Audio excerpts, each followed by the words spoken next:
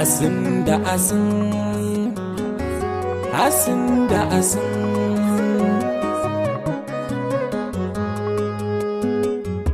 asin da asin, so ba ƙarya ne ba. Ita ka yarda ba ta ɓuya a sufawa, soyayya ce bayin kaina ne ba. Komai haɗaɗin so ba zan daina ba. Asin da asin,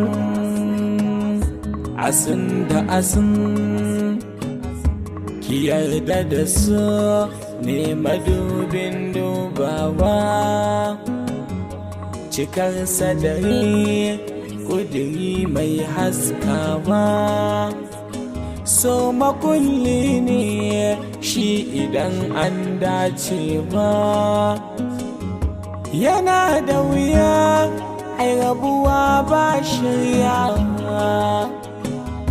Ki yarda da ni, na yarda da ke.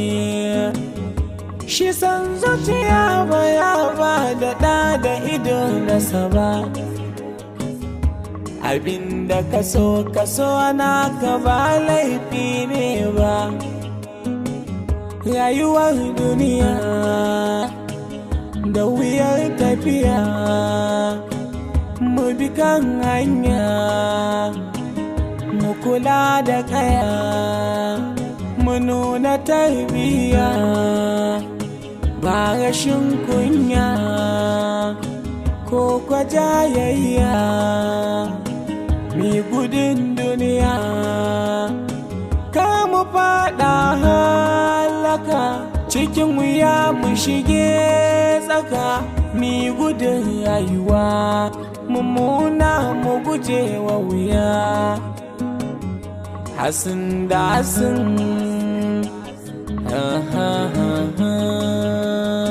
cikin isa ta zamo mai jin kai ba ta gane ba. Ba ta jin magana kowa ba ta ta tanka ba. Ba rashin tarbiyya ne ya sa take haka ba. Abokanan kirki in ka samu ba ka bata ba. Abokanan banza kika bibiya baki duba ba. Kai can ki kai halinki ba za a ɗauka ba. Jin maganar iyaye hawaye zai yaye.